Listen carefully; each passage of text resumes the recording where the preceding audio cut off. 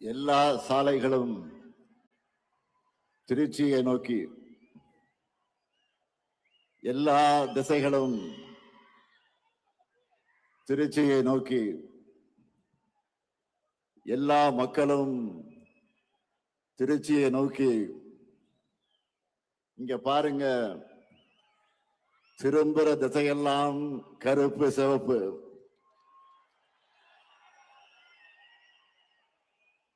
திரும்பும் திசையெல்லாம் அண்ணாவின் தம்பிகள். திரும்பும் திசையெல்லாம் கலைஞரின் உடன்பிறப்புகள். தெற்கே குமரியிலிருந்து வடக்கே கும்மிடிப்பூண்டி வரை தமிழ்நாடே இந்த சிறகனூர்ல திரண்டு சிறகனூர் பெருகனூராக ஆகியிருக்கு. எதிரிகளால வீழ்த்த முடியாத திராவிட முன்னேற்ற கழகத்தின் பெரும் சேனை இங்கே திரண்டிருக்கு. இந்த சேனையினுடைய தலைமை தொண்டனாக முத்துவேல் கருணாநிதி ஸ்டாலின் அழைப்பை ஏற்று வந்திருக்கக்கூடிய தலைவர் கலைஞருடைய அன்பு உடன்பிறப்புகளே, உங்க எல்லாருக்கும் என்னுடைய முதல் வணக்கம். வரவேற்புரை ஆற்றிய மாநாட்டினுடைய தலைவர், கழகத்தினுடைய முதன்மை செயலாளர், என்னுடைய ஆறுயிர் சகோதரர் K.A. நேரு அவர்களே, உடல்நிலை காரணமாக இங்கு வர முடியாத நிலைக்கு ஆளாக்கப்பட்டிருக்கக்கூடிய, ஆனால் அதே நேரத்தில் தொலைக்காட்சியில இந்த மாநாட்டை பார்த்து கொண்டிருக்கக்கூடிய கழகத்தினுடைய பொதுச் செயலாளர் என்னுடைய ஆரியர் அண்ணன் துரைமுருகன் அவர்களே, கழக பொருளாளர்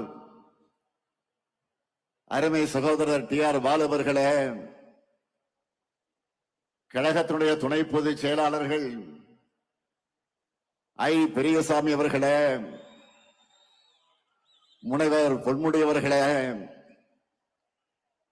என்னுடைய அன்பு தங்கை கனிமொழி கருணாநிதி அவர்களே, திருச்சி சிவா அவர்களே, ராசா அவர்களே, அந்தியூர் செல்வராஜ் அவர்களே, மூப்பே சாமிநாதன் அவர்களே, இளைஞரணியின் செயலாளர் தம்பி உதயநிதி உள்ளிட்ட அனைத்து அணிகளின் செயலாளர்களே, பொறுப்பாளர்களே, தலைமை கழகத்தின் நிர்வாகிகளே, ஆற்றல் மிக்க மாவட்ட கழகத்தினுடைய செயலாளர்களே, சட்டமன்ற நாடாளுமன்ற முன்னாள் இந்நாள் உறுப்பினர்களே, அன்பு சகோதரர் முன்னாள் முதல்வர் OPS அவர்களே, உள்ளாட்சி அமைப்புகளின் பிரதிநிதிகளே, இந்த மாநாட்டிற்காக இரவு பகலாக உழைத்திருக்கக்கூடிய ஒருங்கிணைந்த திருச்சி மாவட்ட கழகத்தினுடைய நிர்வாகிகளே, உங்கள் அனைவருக்கும் என்னுடைய மாலை வணக்கம். கடந்த 3 மாசமா நாம் நடத்துவது மாநாடுகள் தான். தம்பி உதயநிதி அவர்கள் மண்டல வாரியாக நடத்தின இளைஞரணி நிர்வாகிகள் சந்திப்பு மாநாடுகள், என்னுடைய அன்பு தங்கை கனிமொழி அவர்கள் நடத்தின மகளிர் அணியின் வெல்லும் தமிழ் பெண்கள் மாநாடுகள், சென்னை, மதுரை, கோவை, திருப்பத்தூர் என மண்டல அளவிலே நடத்தப்பட்ட பூத் நிர்வாகிகளுடைய பயிற்சி மாநாடுகள்னு லட்சக்கணக்கான நிர்வாகிகள் அழைத்து மாநாடுகள் நடத்தி தேர்தலுக்கான பணிகளை தொடங்கினோம். அதற்கெல்லாம் உச்சமாக இன்று 10 லட்சம் பேர் பங்கெடுத்திருக்கக்கூடிய பெரிதினும் பெரிய மாநாடா திருச்சியில இந்த மாநில மாநாடு நடந்து கொண்டிருக்கிறது. இங்க நான் வந்தப்போ மாநாட்டு என்ட்ரியில இருந்து மேடை வரைக்கும் நீங்க கொடுத்திருக்கக்கூடிய இந்த வரவேற்பு அடாடாடாடாடா, அதே போல உங்க முகத்துல பார்த்த மகிழ்ச்சி இருக்க என்னுடைய வயச குறைச்சிருக்கு. ஆக அந்த தெம்போடு நின்று கொண்டிருக்கிறேன். போன வாரம் என்னுடைய பிறந்த நாளுக்கு போன்ல எனக்கு மற்ற மாநிலங்களிலிருந்து தலைவர்கள் எல்லாம் வாழ்த்து சொன்னப்போ என்னுடைய வயசை நம்ப முடியலன்னு சொன்னாங்க. இந்த மாதிரி என்னை இளமையா வச்சிருக்க காரணமே நீங்க தான், உங்க அன்புதான். ஆன்மீக அன்பர்கள் சொல்லுவாங்க, என்ன தவம் செய்தனை, அதுபோல உங்களை எல்லாம் உடன்பிறப்புகளாக பெற நான் என்ன தவம் செய்தேனோ, கோடிக்கணக்கான உடன்பிறப்புகளோட தலைமை தொண்டனா என்னை தேர்ந்தெடுத்தது நீங்க தான். இந்த தாய் தமிழ்நாட்டினுடைய முதலமைச்சரா நான் பொறுப்பேற்க காரணமும் நீங்க தான்.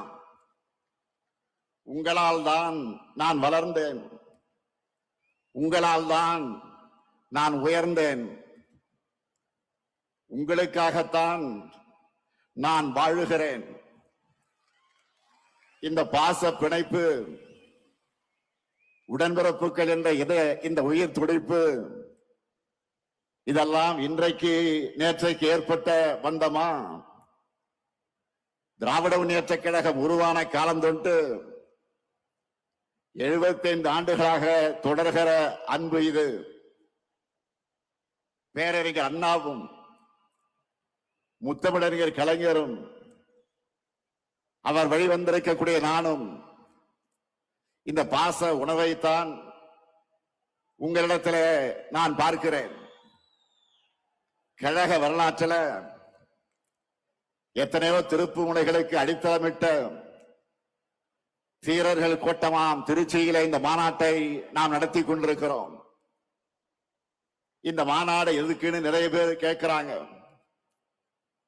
ஒரு கிரிக்கெட் மேட்ச்ல ஃபர்ஸ்ட் பால்ல இருந்து ரன் அடிக்கிறது முக்கியம்தான். அதே சமயம் ஃபைனல் ஓவர்களை அடிச்சு ஆடி லாஸ்ட் பால்ல வின்னிங் ஷாட்டா சிக்ஸர் அடிச்சு ஜெயிக்கிறது என்பது கிராண்ட் பினிஷிங்காக இருக்கும். அப்படிப்பட்ட வெற்றியை 2026 நாம் பெறுவதற்காகத்தான் இந்த மாநாடு. அதுக்காகத்தான் இந்த மாபெரும் மாநில மாநாட்டை இவ்வளவு சிறப்பாக ஏற்பாடு செய்திருக்கிறார் நம்முடைய மாண்புமிகு அமைச்சர் ஆர்வி சகோதரர் திருச்சியின் தீரர் KN நேரு அவர்கள். முதல்ல அவருக்கு தலைவராக என்னுடைய சார்பிலும், மேடையில் இருக்கக்கூடிய தலைமை கழகத்தின் நிர்வாகிகள் சார்பிலும், என் எதிரில் இருக்கக்கூடிய அனைவரின் சார்பிலும் நம்முடைய பாராட்டுக்கள், வாழ்த்துக்கள். நம்ம நேரு கிட்ட மாநாடுன்னு சொல்லிட்டாலே போதும், அவருக்குள்ள ஒரு புதிய எனர்ஜி வந்துடும். நாம நினைக்கிறதை விட எப்போ பிரம்மாண்டமாக பண்ணுவதுதான் நேருவுடைய ஸ்டைல். அதனால்தான் நான் எப்பவும் சொல்றது, மாநாடுனா நேரு, நேருனா மாநாடு. இப்ப கூட பாருங்க, 200 ஏக்கர் இடத்தை தேர்ந்தெடுத்து 200 இடங்கள்ல வெல்லணும்னு குறிப்பால தொண்டர்களுக்கு சொல்லிட்டாரு. நமக்கான கிரவுண்ட ரெடி பண்ணி கொடுத்துட்டாரு. இனிமே நாம தொடர்ந்து அடிச்சு ஆடணும். இந்த மாபெரும் மாநாட்டுக்காக அயராது உழைத்திருக்கக்கூடிய அவருக்கும் அவருக்கு துணை நின்ற ஒருங்கிணைந்த திருச்சி மாவட்ட நிர்வாகிகளுக்கும் என்னுடைய பாராட்டுக்கள், வாழ்த்துக்கள். இன்றைக்கு நாம் முழங்கும் ஸ்டாலின் தொடரட்டும், தமிழ்நாடு வெல்லட்டும், இது ஏதோ தனிப்பட்ட ஸ்டாலினுக்காக முழக்கம் அல்ல. நம்ம எல்லாம் உருவாக்கின திராவிட முன்னேற்ற கழகம் தொடரட்டும் என்பதுதான் இதனுடைய உண்மையான பொருள். திருச்சியை மாநாட்டுக்காக நாம் ஏன் தேர்ந்தெடுக்கிறோம்? இது தமிழ்நாட்டுடைய மைய பகுதி மட்டுமல்ல, இதுதான் கழகத்தின் மாநாட்டு பகுதி. இன்றைக்கு நாம் நடத்திட்டு இருக்கிறது 12வது மாநில மாநாடு. இந்த 12 மாநில மாநாடுகள்ல 7 மாநாடுகள் திருச்சியில தான் நடந்திருக்கிறது. 1956 2வது மாநில மாநாடு, 1990 6வது மாநில மாநாடு, 1996 8வது மாநில மாநாடு, 2006 9வது மாநில மாநாடு, 2014 10வது மாநில மாநாடு, 2021 11வது மாநில மாநாடு, இதோ இப்போ 12வது மாநில மாநாடு. ஈரோடு தந்த பகுத்தறிவு புரவலர் தந்தை பெரியார் மாளிகை கட்டி வாழ்ந்தது இதே திருச்சியில தான்.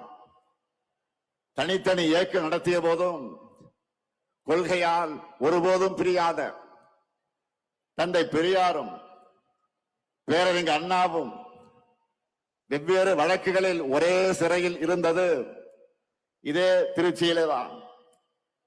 ரயில்வே சந்திப்பின் ஒரு முனையில் தந்தை பெரியாரும் மறுமுனையில் முத்தமிழக தலைவர் கலைஞரும் இந்தி எழுத்து அழிப்பு போராட்டத்தை நடத்தினதும் இதே திருச்சியில தான். கள்ளக்குடி போராட்டத்தில் கைதான தலைவர் கலைஞர் சிறையில் அடைக்கப்பட்டதும் இதே திருச்சியில தான். அப்போ 1953 கை குழந்தையாக இருந்த என்னை என்னுடைய அன்னையார் தயாளம்மையார் அவர்கள் கொண்டு வந்து தலைவர் கலைஞர்கிட்ட காட்டினதும் இதே திருச்சியில் இருக்கக்கூடிய சிறையிலே தான். இது மட்டுமா, தலைவர் கலைஞர் அவர்கள் முதல்ல சட்டமன்றத்திற்கு தேர்ந்தெடுத்து அனுப்பிய குளித்தலை தொகுதி இருந்ததும் இதே திருச்சியிலே தான். அடுத்து பேரறிஞர் அண்ணாவுடைய மறைவுக்கு பின்னால் தலைவர் கலைஞர் அவர்கள் நமக்கு 50 முழக்கங்களை தந்ததும் இதே திருச்சியில தான். அதனாலதான் சொல்றேன், திருச்சி என்றாலே திருப்பம், திருச்சி என்றாலே எழுச்சி, திருச்சி என்றாலே உணர்ச்சி, திருச்சி என்றாலே மகத்தான வெற்றி. அப்படிப்பட்ட திருச்சியில இன்றைக்கு ஒரு மாபெரும் வரலாற்று கடமையை நிறைவேற்றத்தான் நாம் கூடியிருக்கிறோம். 1956 இதே திருச்சி மாநாட்டில் தான் லட்சக்கணக்கான தொண்டர்கள் வாக்களிக்க கழகம் தேர்தலில் போட்டியிட வேண்டும் என்ற முடிவை பேரறிஞர் அண்ணா அவர்கள் எடுத்தார்கள். அது நடந்து 70 ஆண்டுகள் ஆகியிருக்கிறது. இந்த தருணத்தில் தந்தை பெரியாரால் கொள்கை உரம் பெற்று பேரறிஞர் அண்ணா அவர்களால் பக்குவப்படுத்தப்பட்டு தமிழக தலைவர் கலைஞர் அவர்களால் வழிநடத்தப்பட்ட நாம தான் தமிழ்நாட்டை தொடர்ந்து ஆள வேண்டும் என்ற உறுதியை இந்த மாநாட்டில் எடுத்துக்கொள்ள வேண்டும். இந்தியாவிலேயே முதல் மாநில கட்சியா நம்முடைய கழகத்தை ஆட்சியில் அமர்த்தினார் பேரறிஞர் பெருந்தகை அறிஞர் அண்ணா அவர்கள். அவரது வழியில 5 முறை தமிழ்நாட்டை ஆட்சி செய்தார் நம்முடைய உயர்நீக தலைவர் கலைஞர் அவர்கள். ஒரு நீண்ட இடைவெளிக்கு பிறகு 10 ஆண்டுகள் கழித்து உங்களின் ஒருவரான என்னுடைய தலைமையில 6வது முறையாக ஆட்சிக்கு வந்தோம். இப்போ 7வது முறை மட்டுமல்ல, இனி என்னாலும் கழகம்தான் தமிழ்நாட்டை ஆளணும் என்ற சூழ்நிலைக்குத்தான் இங்கே கூடியிருக்கிறோம். இதுதான் நம்முடைய கடமை. நம்முடைய கருப்பு சிவப்பு படைதான். நமக்குன்னு ஒரு மாபெரும் வரலாறு இருக்கிறது. நமக்கென்று ஒரு லெகசி இருக்கு. தமிழை காத்தவர்கள் நாம், தமிழ்நாட்டுக்கு பெயர் வச்சவங்க நாம், நம் மாநிலத்தை எல்லா நிலையிலும் உயர்த்துறவங்க நாம். இப்ப கூட தமிழ் மண்ணுக்கு காவல் அரணா இருக்கிறவங்க நாம தான். தமிழ்நாடு நம்மை நம்பித்தான் இருக்கு. நாமும் தமிழ்நாட்டை நம்பித்தான் இருக்கிறோம். அதற்காகத்தான் சொல்லுகிறேன், திராவிட முன்னேற்ற கழக ஆட்சி தொய்வில்லாமல் தொடரணும். அதற்காக நாம உழைக்கணும். அதற்காகத்தான் சூழலைக்கணும். இந்த நேரத்தில் தந்தை பெரியார் 1971 தேர்தலின் போது சொன்னதை நினைச்சு பார்க்கிறேன். திமுக ஆட்சி தொடர்ந்தாதான் தமிழ் சமுதாயம் எதிர்பார்க்கிற முன்னேற்றம் ஏற்படும். இப்பவும் தந்தை பெரியார் சொன்னதை மனசுல வச்சு நம்முடைய பயணத்தை தொடரணும். இங்கே வந்ததும் என்னுடைய நினைவுக்கு வந்தது 2021 தேர்தலுக்கு முன்னால் இதே திருச்சியில இதே இடத்துல 7 இலக்குகளை உறுதிமொழிகளாக நான் அறிவிச்சேன். அதுல முதல் இலக்கு வளரும் வாய்ப்புகள், வளமான தமிழ்நாடு. 2வது இலக்கு மகசூல் பெருக்கம், மகிழும் விவசாயி. 3வது இலக்கு குடிமக்கள் அனைவருக்கும் குறையாத தண்ணீர். 4வது இலக்கு அனைவருக்கும் உயர்தர கல்வி, உயர்ந்த மருத்துவம். 5வது இலக்கு எழில்மிகு மாநகரங்களின் மாநிலம். 6வது இலக்கு உயர்தர ஊரக கட்டமைப்பு, உயர்ந்த வாழ்க்கை தரம். 7வது இலக்கு அனைவருக்கு அனைத்துமான தமிழ்நாடு. நெஞ்சை நிமிர்த்தி சொல்லுகிறேன், இந்த 7 இலக்குகளையும் நம்முடைய 5 ஆண்டு ஆட்சியுடைய திட்டங்களால நிறைவேற்றி காட்டியிருக்கிறோம். அதனாலதான் மக்கள் மகிழ்ச்சியாக இருக்காங்க. இதையெல்லாம் நம்முடைய எதிரிகளே இன்றைக்கு மனசுக்குள்ள ஒத்துக்கொள்வாங்க. காரணம், யாராலும் மறைக்க முடியாத, மறுக்க முடியாத உண்மை இது. தமிழ்நாட்டை தொடர்ந்து புறக்கணிக்கிற ஒன்றிய பாஜக அரசு கூட நம்பர் 1 மாநிலம் தமிழ்நாடுன்னு சொல்றாங்க.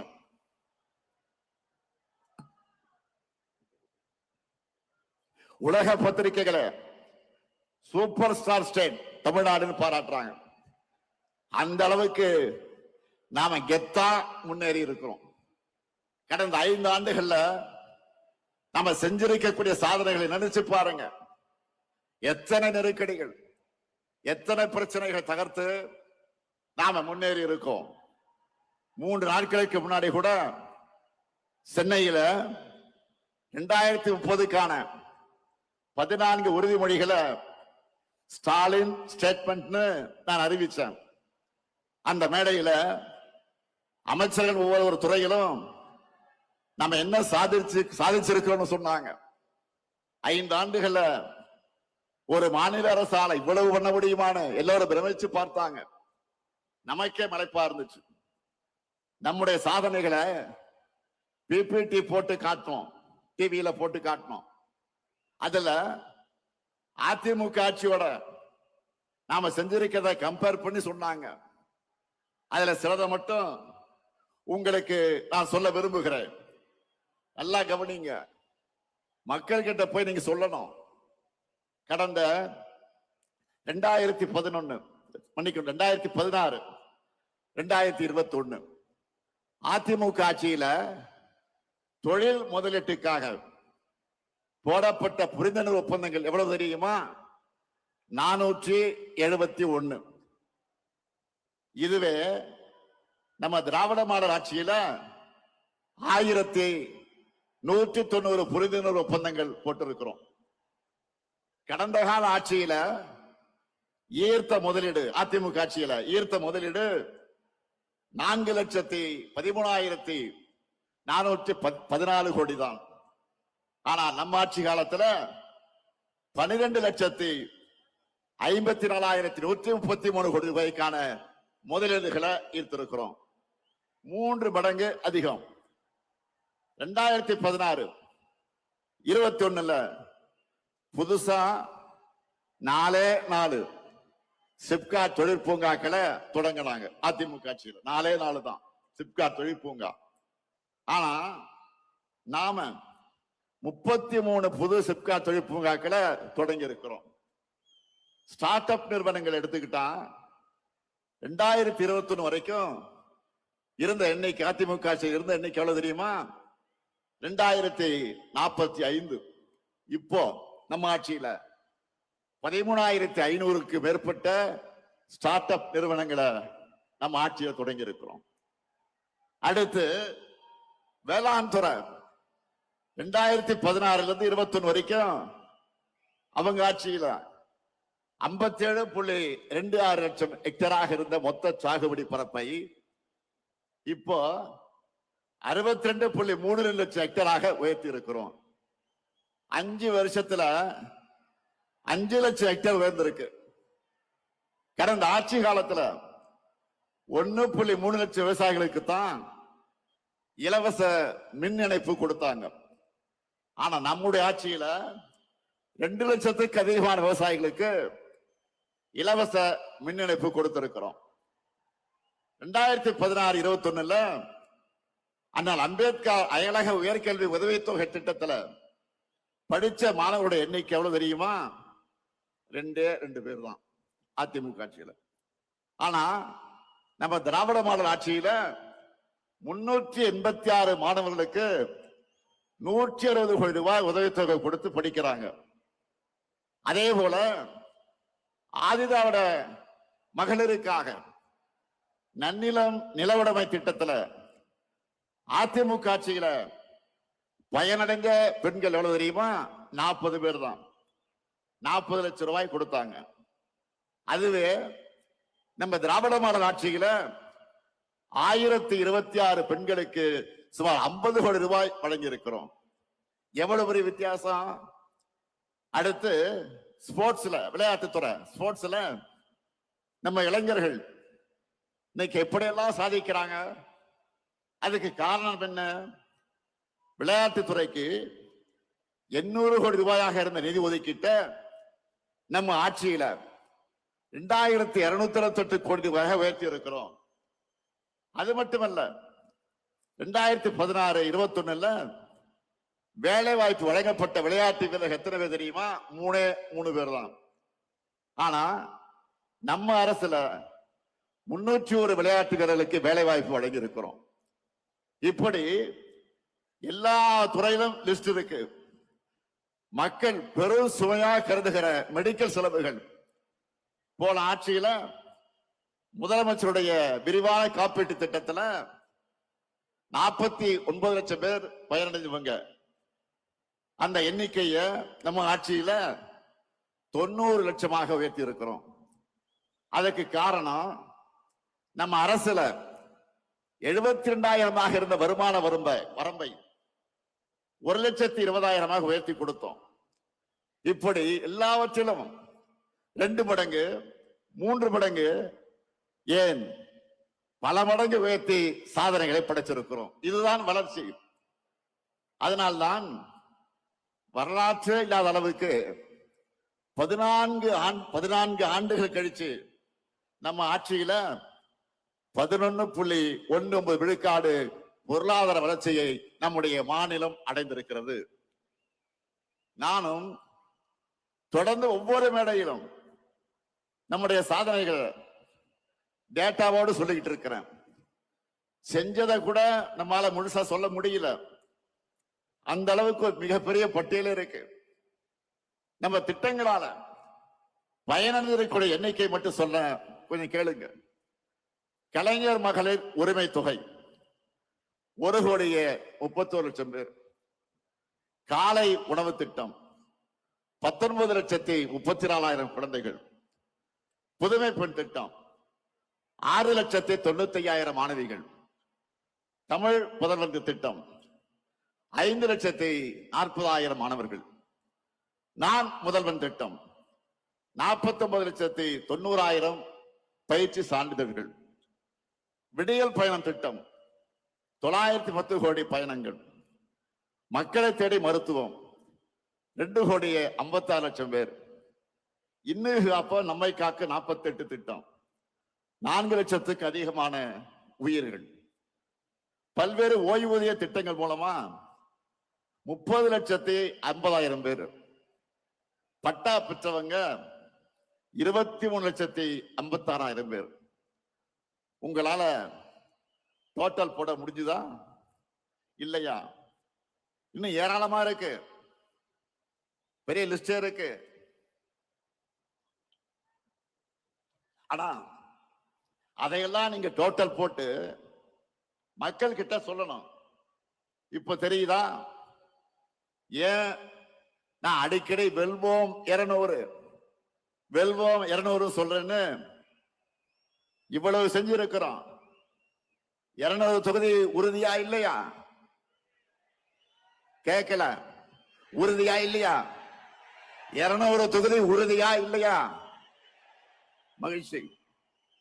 நீங்க பிரச்சாரத்துக்கு போறப்போ மக்கள் யாரை கேட்டீங்கனாலும் அவங்க நம்ம அரசோட திட்டங்கள்ல பயனடைஞ்சக்கூடியவங்க இருப்பாங்க. நம்ம அரசின் திட்டங்களோட பயனாளிகள் வாக்களிச்சாலே போதும், நாம தான் முழு வெற்றி அடைவோம். கவலைப்படாதீங்க. அதான் இப்படி சொன்ன புரியுதா உங்களுக்கு? அதை உறுதி செய்ய வேண்டியதுதான் உங்களுடைய பணி. இதே திருச்சி சிறகனூர்ல 5 ஆண்டுகளுக்கு முன்னாடி நான் சொன்ன வாக்குறுதிகளை நிறைவேற்றி காட்டிட்டு இன்றைக்கு மக்கள் முன்னாடி தெம்பா நம்பிக்கையா நிக்கிறேன். அடுத்து விரைவில் விரிவான தேர்தல் அறிக்கை தங்கை கனிமொழி தலைமையில தயாராகி கொண்டிருக்கிறது. விரைவில் அது வெளியிட போறோம். சமீபமா கவனிச்சீங்களா? மற்ற அரசியல் கட்சிகள் எல்லாம் இதை இன்ஸ்டால்மெண்ட்ல தேர்தல் அறிக்கையை வெளியிட்டு இருக்காங்க. அதுல என்ன அறிவிக்கிறாங்க? நம்முடைய திராவிட மாடல் சார்பில் நாம் நிறைவேற்றி கொண்டிருக்கக்கூடிய திட்டங்களை டாப் அப் பண்ணி அப்படியே காப்பி எடுத்து அறிவிக்கிறாங்க. அவ்வளவுதான். ஏன்னா அவங்களுக்கும் வேற வழி இல்லை. நம்ம ஆட்சியில நிறைவேற்றிருக்கக்கூடிய திட்டங்களை இனி யாராலும் மாற்ற முடியாது, எவராலும் நிறுத்த முடியாது. யோசிச்சு பாருங்க. நாம வழங்குகிற மகளிர் உரிமை தொகைய யாராலும் நிறுத்த முடியுமா? முடியவே முடியாது. அப்படி அவங்க நினைச்சால அவங்க வீட்டு பெண்களை அவங்களுக்கு கட்சிக்கு ஓட்டு போட மாட்டாங்க, வீட்டை விட்டு வெளில அனுப்பிச்சிருவாங்க. அதனாலதான் இப்ப அதிகப்படுத்தி அறிவிக்கிறாங்க. அடுத்து பள்ளி குழந்தைகளுக்கான காலை உணவு திட்டத்தை யாராவது கை வைக்க முடியுமா? சொல்லுங்க, முடியுமா? அந்த குழந்தைகளை பட்டினி போட்டா தமிழ்நாட்டு மக்கள் அவங்க சும்மா விட மாட்டாங்க. அதே மாதிரி பெண்களுக்கான விடியல் பயண திட்டத்தை அவங்களால மாற்ற முடியுமா? முடியாது. இன்னும் இருக்கு. உயர்கல்விக்கு உறுதுணையா இருக்கிற புதுமை பெண் திட்டம், தமிழ் புதல்வன் திட்டம், நான் முதல்வன் திட்டம், இதையெல்லாம் தடுக்கவோ நிறுத்தவோ எந்த கட்சியாவது யோசிக்க முடியுமா? முடியாது. அது மட்டுமல்ல, முதியவர்களுக்கு வீடு தேடி ரேஷன் தரக்கூடிய தாயுமானவர் திட்டம், வீடு தேடி மருத்துவம் தரக்கூடிய மக்களை தேடி மருத்துவம் திட்டம், இதையெல்லாம் தொடர மாட்டோம் எந்த கட்சியாவது வாய் திறக்க முடியுமா? முடியுமா? சொல்லுங்க. இப்படி எவராலும் மாற்ற முடியாத திட்டங்கள் தான் இந்த முத்துவேல் கருணாநிதி ஸ்டாலினுடைய திட்டங்கள். அவங்களுக்கு தேர்தல் அறிக்கைக்கு கண்டென்ட் கொடுக்கிறத இந்த ஸ்டாலினுடைய திட்டங்கள் தான். அதனால்தான் உறுதியோடு சொல்றேன், இந்த திட்டங்கள் தமிழ்நாட்டில் இருக்கிற வரைக்கும் இந்த முத்துவேல் கருணாநிதி ஸ்டாலின் தான் தமிழ்நாட்டை ஆளுவான்.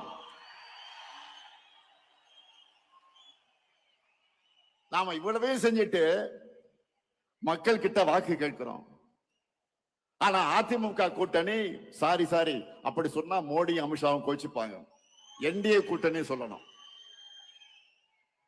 கூட்டணிக்கு பேர் வைக்க கூட முடியாத நிலையில தான் இன்றைக்கு அதிமுக இருக்கு. சரி, அவங்க சொல்ற மாதிரி அந்த என்டிஏ கூட்டணி தமிழ்நாட்டுக்கு என்ன பண்ணி இருக்கு? கடந்த 5 ஆண்டுகள்ல நமக்கு தர வேண்டிய கல்வி நிதி, ஜல்ஜீவன் திட்ட நிதி, 100 நாள் வேலை திட்ட நிதி, பேரிடர் நிவாரண நிதி நாம கேட்ட எதையும் தரல. மாநிலத்துக்கான சிறப்பு திட்டங்களையும் தரல. ஏன்? கோவை, மதுரை, திருச்சி இந்த மாவட்டங்களுடைய மெட்ரோ உள்ளிட்ட எந்த உட்கட்டமைப்பு திட்டங்களுக்கு அனுமதி தரல. நாம கேட்கிறது நன்மை செய்யணும், ஆட்சி பொறுப்புக்கு வரணும் என்ற எண்ணம் அவங்களுக்கு இருந்திருந்தா அடிப்படையா மாநிலத்துக்கு கேட்டதையாவது அவங்க கொடுத்திருக்கணும். எதுவுமே இல்லையா? பாஜக தமிழ்நாட்டுக்கு தந்ததெல்லாம் என்ன தெரியுமா? ஆளுநர் மூலமாக குடைச்சல், மாணவர்களின் உயிரோடு விளையாடக்கூடிய நீட் தேர்வு, இந்தி திணிப்பு, மிரட்டி பார்க்க ரைடுகள். இப்படிப்பட்ட ஆட்சிதான் பிரதமர் மோடி சொல்லுகிற என்டிஏ ஆட்சி. தமிழ்நாட்டுக்கு எந்த நன்மையும் செய்யாத இவங்க தான் நம்ம எதிர்த்து நிற்கிறாங்க. தமிழ்நாட்டு மேல எந்த அளவிற்கு வன்மம் இருக்குன்னு சொல்லணும்னா, தேர்தல் வருதுன்னு கூட தெரியாம, அதை பற்றி கவலைப்படாம, நமக்கான எதையும் அறிவிக்க இவங்களுக்கு மனசு வரல. நான் கேட்கிறேன், இப்படி திட்டமிட்டு தமிழ்நாட்டை புறக்கணிக்கிற என்டிஏ கூட்டணிக்கு எங்க மக்கள் எப்படி வாக்களிப்பாங்க? எந்த நம்பிக்கையில நீங்க தமிழ்நாட்டுக்கு வரீங்க? தமிழ்நாடு கேட்கிறதெல்லாம் நான் சொல்லுகிற என்டிஏவுக்கு நோ சொல்லக்கூடிய, நமக்கு கொடுப்பதெல்லாம் கேட்பதையெல்லாம் நோ என்று சொல்லக்கூடிய என்டிஏவுக்கு தமிழ்நாடு நோ தான் சொல்லும். இங்க உங்களுக்கு எப்பவும் நோ என்ட்ரி தான். உங்க டப்பா என்ஜினுக்கு தமிழ்நாடு எப்பவுமே நோ என்ட்ரி தான் சொல்லும். சில நாட்களுக்கு முன்ன நான் சொன்னேன், இந்த தேர்தல் தமிழ்நாடு வெர்சஸ் என்டிஏ. இன்னும் சொன்னா, இங்க உங்களுக்கு எப்பவும் நோ என்ட்ரி தான். உங்க டப்பா என்ஜினுக்கு தமிழ்நாடு எப்பவுமே நோ என்ட்ரி தான் சொல்லும். சில நாட்களுக்கு முன்ன நான் சொன்னேன், இந்த தேர்தல் தமிழ்நாடு வெர்சஸ் என்டிஏ. இன்னும் சொன்னா, தமிழ்நாடு அணியா டெல்லி அணியா என்று பார்க்கிற தேர்தல் என்று சொன்னேன். உடனே நம்ம எதிரிகள் என்ன சொன்னாங்க? இது சட்டமன்றத்திற்கு நடக்கிற தேர்தல் தானே, இதை ஏன் தமிழ்நாடு வெர்சஸ் என்டிஏன்னு திமுக சொல்லுது? தமிழ்நாட்டுக்கு டெல்லிக்குமான தேர்தல் ஏன் ஸ்டாலின் சொல்றாரு அப்படின்னு கேட்கிறாங்க. திமுக என்கிற மாபெரும் இயக்கம் தேர்தல் நேரத்தில் மட்டும் மக்கள் கிட்ட வரக்கூடிய கட்சி அல்ல, மக்களின் உரிமைகளுக்காக எப்போதும் களத்திலே நிற்கக்கூடிய கட்சி. எங்களுக்கு தெரியும், தமிழ்நாட்டோட, தமிழ் மொழியோட, தமிழ் பண்பாட்டோட உண்மையான எதிரி யார் என்று எங்களுக்கு நல்லாவே தெரியும். அந்த எதிரியை எதிர்க்கக்கூடிய தெம்பும் திராணியும் கொண்ட ஒரே இயக்கம் திமுக என்பது மக்களுக்கு நல்லா தெரியும். அதிமுக என்கிற முகவடியை போட்டுக்கிட்டு வந்தா எங்களுடைய தமிழ்நாட்டு மக்களுக்கு உங்களை அடையாளம் தெரியாம போயிடுமா? உங்களுடைய முகத்திலே கிழிச்சு தமிழ்நாட்டு மக்கள் கிட்ட நாங்க அம்பலப்படுத்துவோம். தமிழ்நாட்டை எப்படியாவது நம்ம கிட்ட இருந்து விழுங்கி விடலாம் என்று நினைக்குது இந்த காவி கூட்டம். எங்க கருப்பு சிவப்பு பட்டாளம் இருக்கிறவரை அது நடக்கவே நடக்காது. உங்க அப்பனே வந்தால் நடக்காது, நடக்க விட மாட்டோம்.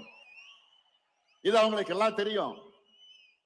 அதனாலதான் அதிமுக என்ற கட்சியை கொஞ்சம் கொஞ்சமாக விழுங்குறாங்க. அரசியல்ல நேர் எதிரியா இருந்தாலும் அதிமுக தொண்டர்கள் மேல நாங்க உண்மையாக பரிதாபப்படுகிறோம். அவங்களுடைய உணர்வுக்கு மாறாக கட்சியை கொண்டு போய் டெல்லியில் அடமானம் வச்சுட்டாரு பழனிசாமி. தன் சொந்த நலனுக்காக, சுயநலத்திற்காக எப்படியாவது முதலமைச்சராக ஆகணும் என்ற நப்பாசையில பழனிசாமி அடிமையா கிடக்கிறாரு. அவரை வச்சு ஒட்டுமொத்த அதிமுகவை அழிக்கிற வேலையை பாஜக செஞ்சுக்கிட்டு இருக்கு. இப்ப கூட பீகார்ல என்ன நடக்குது நாடே பார்க்குத. பீகார் மாநிலத்துல இதுவரை பாஜக முதலமைச்சர் இருந்ததே கிடையாது.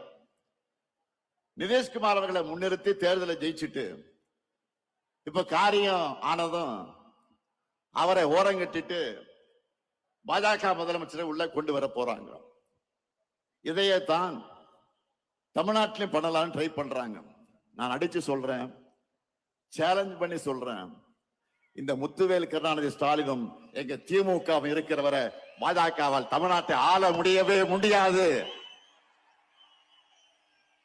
நீங்க அந்தர் பல்ட்டி அடிச்சாலும், என்ன முகமடி போட்டு கொண்டு வந்தாலும், புதுசா யாரை கூட்டிக்கிட்டு வந்தாலும், எத்தனை ஏவல் அமைப்புகளை வச்சு மிரட்டி பார்த்தாலும் தமிழ்நாடு எப்பவுமே உங்களுக்கு அவுட் ஆஃப் கண்ட்ரோல் தான். நாங்கள் பார்க்காத படையெடுப்பா, திமுக பார்க்காத மிரட்டலாம். நீங்க இந்தியா மேப்ல இருக்க எந்த மாநிலத்து மேல வேணும்னாலும் காவி அடிச்சிடலாம். ஆனா தமிழ்நாட்டில் உங்க பாச்சா பலிக்கவே பலிக்காது. இங்க எப்பவுமே நாங்க தான், எங்க மண்ணில் நாங்க தான் ஜெயிப்போம், நாங்க மட்டும்தான் ஜெயிப்போம். இங்க கூடி வைக்கக்கூடிய ஒவ்வொரு உடன்பிறப்பும் மக்கள் கிட்ட போகும்போது சொல்ல வேண்டியது என்ன? நடக்க இருக்கிற தேர்தல் திமுக வெர்சஸ் என்டிஏ கிடையாது, தமிழ்நாடு வெர்சஸ் என்டிஏ. இன்னும் எளிமையா சொல்லணும்னா, வெல்லப்போவது தமிழ்நாடு அணியா டெல்லி அணியா என்பதுதான் 2026 தேர்தல். இதுல தமிழ்நாடு அணி வெற்றி பெறணும்னா திமுக தலைமையிலான மதச்சார்பற்ற முற்போக்கு கூட்டணி தான் வெற்றி பெறணும். உங்க வாக்குகளை திமுகவுக்கும் கூட்டணி கட்சிகளுக்கும் போடுங்கன்னு கேளுங்க. இதுதான் நீங்க அடுத்த 2 மாசத்துக்கு இடைவிடாம மக்கள் கிட்ட பரப்ப வேண்டிய மெசேஜ். அதே போல இங்க வந்திருக்கக்கூடிய உடன்பிறப்புகளுக்கு நான் வைக்கிற இன்னொரு வேண்டுகோள் என்பது, உதயசூரியன் சின்ன வெற்றி பெற நீங்கள் ஒவ்வொருத்தரும் எந்த அளவுக்கு உழைக்கிறீங்களோ அந்த உழைப்பை நம்ம கூட்டணி கட்சியின் சின்னங்களின் வெற்றிக்கும் கொடுக்கணும். ஏன்னா நம்முடைய சாதனைகள் கொள்கையில் மட்டும் நம்மளுடைய பலம் அல்ல, 4வது பொது தேர்தலை இணைஞ்சு சந்திக்கிற கூட்டணியும் நம்முடைய பெரிய பலம் தான். மற்றவங்கள மாதிரி வெறும் தேர்தலுக்காக எலெக்ஷன் சீசன்ல மட்டும் நாம கூட்டணி வைக்கல. கொள்கையின் அடிப்படையில் கொள்கை தோழர்களான கூட்டணி கட்சி அந்த வேட்பாளருக்கு நீங்க களத்தில் கடுமையா உழைக்கணும் என்று நான் கேட்டுக்கொள்கிறேன். மக்களை போய் சந்திக்கிற நீங்க இன்னொரு விஷயத்தையும் சொல்லுங்க. தமிழ்நாட்டில் இதுவரை பேரறிஞர் அண்ணா, முத்தமிழறிஞர் கலைஞர், மக்கள் திலகம் எம்ஜிஆர், அம்மையார் ஜெயலலிதா ஆகியோர் முதலமைச்சராகணும் என ஓட்டு போட்டு மக்கள் தேர்ந்தெடுத்தாங்க. நல்லா கவனிங்க, மறுபடியும் சொல்றேன். பேரறிஞர் அண்ணா, முத்தமிழறிஞர் கலைஞர், மக்கள் திலகம் எம்ஜிஆர், அம்மையார் ஜெயலலிதா ஆகியோர் முதலமைச்சர் ஆகணும் என ஓட்டு போட்டு தேர்ந்தெடுத்தீங்க. அவங்களுக்கு பிறகு நீங்க ஓட்டு போட்டு ஜெயிக்க வச்சது இந்த ஸ்டாலினை தான்.